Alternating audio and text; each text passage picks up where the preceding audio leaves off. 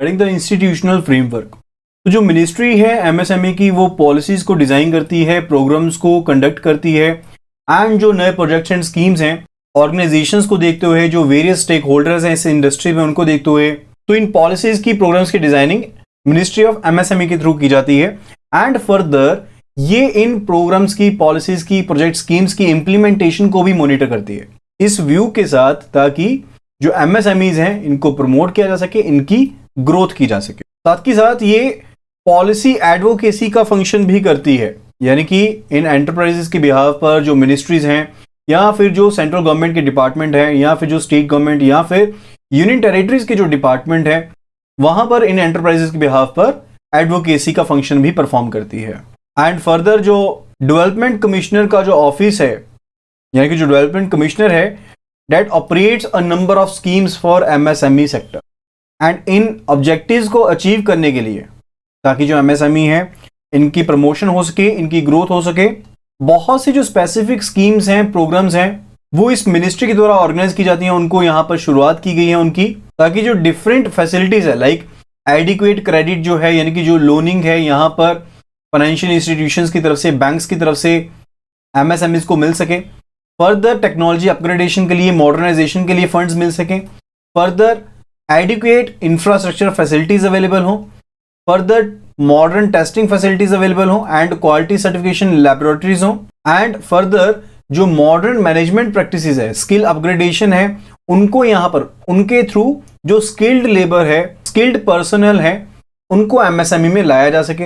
And further market assistance यहाँ पर provide की जाती है, ताकि ये जो एमएसएमई है, ये जो बड़ी इंडस्ट्री सेक्टर है, उनके साथ कंपीट कर सके। तो मिनिस्ट्री ऑफ एमएसएमई जो है वो कुछ एक स्कीम्स को, प्रोग्राम्स को इंप्लीमेंट करती है, ताकि जो एमएसएमई है इनकी प्रमोशन भी हो सके, प्लस इनकी कंट्री में डेवलपमेंट भी हो सके। एंड ऐसे ही जो प्रोग्राम्स यहाँ पर स्कीम्स चलाई जा रही हैं, इंप्लीमेंट की जा रही हैं, ये डायरेक्टली भी इंप्लीमेंट की जा रही हैं एंड ये फर्दर डिफरेंट एजेंसीज के थ्रू भी इंप्लीमेंट की जाती हैं। तो सबसे पहले हम देख रहे हैं रिगार्डिंग द स्कीम्स और programmes which are directly implemented by the ministry.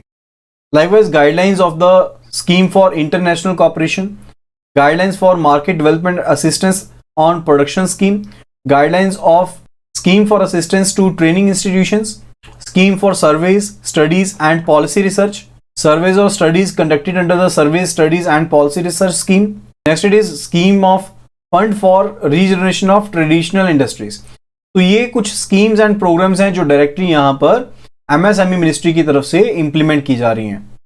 And the last one it was the Rajiv Gandhi Udyami Mitra योजना। एंड कुछ एक स्कीम्स जो है जो डिफरेंट एजेंसीज के थ्रू यहाँ पर इंप्लीमेंट की जा रही है, लाइकवाइज इंप्लीमेंट थ्रू एनएसआईसीज, या फिर जो इंप्लीमेंट की जा रही है केवीआईसी के थ्रू।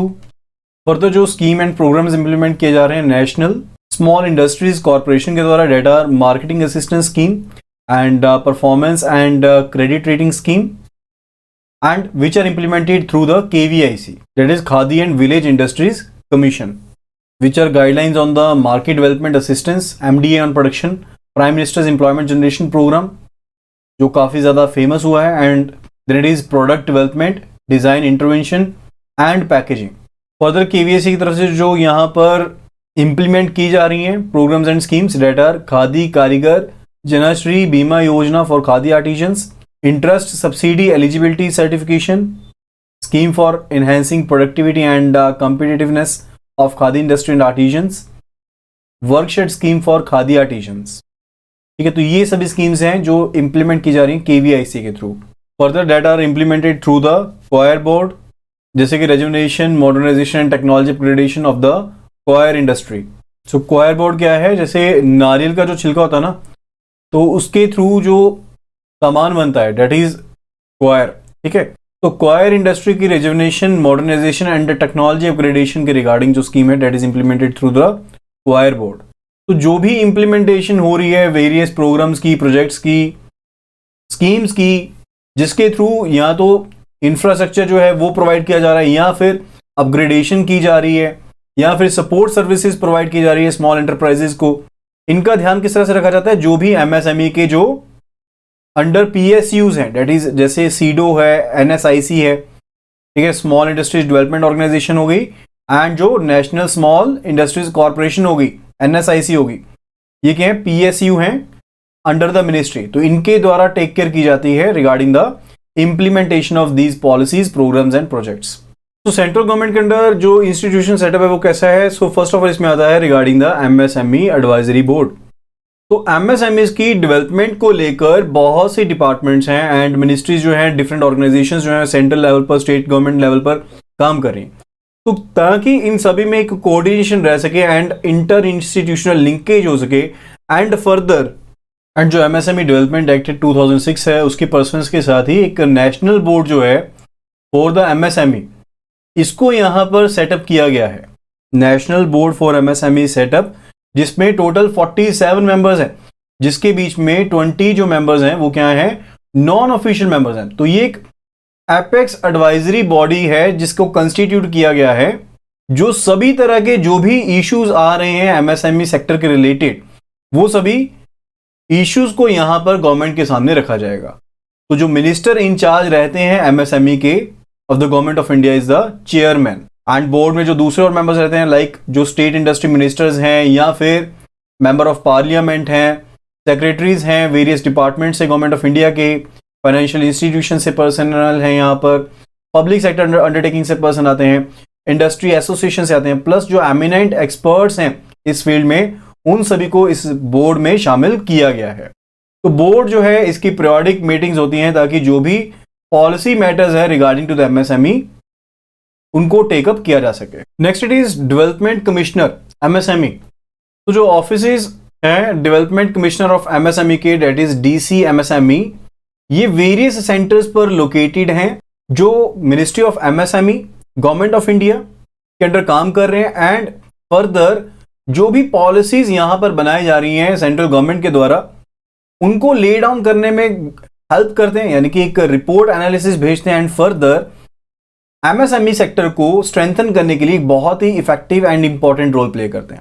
ठीक है, तो ये किसके अंडर काम कर रहे हैं? These are working under ministry of MSME and government of India. तो पॉलिसीज बनाने में भी हेल्प करते हैं एंड साथ ही साथ एमएसएमई सेक्टर को स्ट्रेंथन करने में भी बहुत इंपॉर्टेंट रोल प्ले कर रहे हैं। फर्दर जो ऑर्गेनाइजेशन ऑफ डेवलपमेंट कमिश्नर है, जिसको पहले development commissioner small scale industry के नाम से जाना जाता था, लेकिन जब एमएसएमई एक्ट 2006 आया तो उसके बाद इसको रीनेम कर दिया गया to the development commissioner small medium enterprises. तो इन्हें पहले स्टैब्लिश किया गया था as SIDO, that is small industries development organisations in 1954। Ford Foundation की रिकमेंडेशंस के बेसिस पर, फोर्ड फाउंडेशन की रिकमेंडेशन के बेसिस पर जो डेवलपमेंट कमिश्नर हैं इन्हें यहां पर स्टैब्लिश किया गया था 1954 में। अब इन्हें कहा जाता है development commissioner small and medium enterprises. तो पहले इन्हें डेवलपमेंट के पर्पस से स्टैब्लिश किया गया था, लेकिन ओवर द ईयर्स इन्होंने हैंड होल्डिंग की है, एडवोकेसी की है टू द डिफरेंट जो भी ऑर्गेनाइजेशंस हैं, एजेंसीज हैं उनके सामने, एंड साथ ही साथ एक फैसिलिटेशन प्रोवाइड की है to the small industry sector. And MSME act के बाद जो ऑर्गेनाइजेशंस हैं इनका नेम क्या कर दिया गया? These were named to MSME DO, यानी कि पहले क्या नाम था इनका? डेवलपमेंट कमिश्नर कहते थे इन्हें पहले क्या कहा जाता था? डेवलपमेंट कमिश्नर कहा जाता था। ठीक है, लेकिन जब बाद में एमएसएमई आ गया तो उसके बाद इनका नेम क्या हो गया? MSME DO, that is micro small medium enterprises development organisation. तो इनके 60 से ज्यादा ऑफिसेज हैं एंड इनकी मैनेजमेंट के अंडर 21 ऑटोनोमस बॉडीज काम कर रही हैं। तो ऑटोनोमस बॉडीज में टूल रूम्स भी इंक्लूड होते हैं, ट्रेनिंग इंस्टीट्यूशंस भी हैं, प्रोजेक्ट कम प्रोसेस डेवलपमेंट सेंटर भी हैं, जो इन एमएसएमईज की हैंड होल्डिंग करते हैं एंड इन्हें फैसिलिटेट करते हैं रिगार्डिंग डिफरेंट जो भी उनको हेल्प चाहिए उन चीजों के रिगार्डिंग। तो एक स्पेक्ट्रम ऑफ सर्विसेज, यानी कि जब हम ढेर सारी सर्विसेज प्रोवाइड करते हैं ना, so that is called spectrum of services. So spectrum of services जो हैं, वाइड रेंज ऑफ सर्विसेज जो हैं, that are provided to the small industry sector, जिसमें कि टेस्टिंग है, जो टूल मेकिंग है, ट्रेनिंग है, एंटरप्रेन्योरशिप डेवलपमेंट है, अगर आपने लोन लेने के लिए प्रोजेक्ट को प्रिपेयर करना है, प्रोडक्ट प्रोफाइल को बनाना है, फर्दर जो टेक्निकल एंड मैनेजरियल कंसल्टेंसी है, असिस्टेंस फॉर एक्सपोर्ट्स है, एनर्जी ऑडिट के रिगार्डिंग, पोल्यूशन ऑडिट के रिगार्डिंग किस तरह से डील करना है, सो उन सभी चीजों के रिगार्डिंग यहाँ पर जो फैसिलिटीज हैं यहाँ पर एमएसएमई डीओ की तरफ से प्रोवाइड की जाती हैं अंडर द ऑटोनोमस बॉडीज।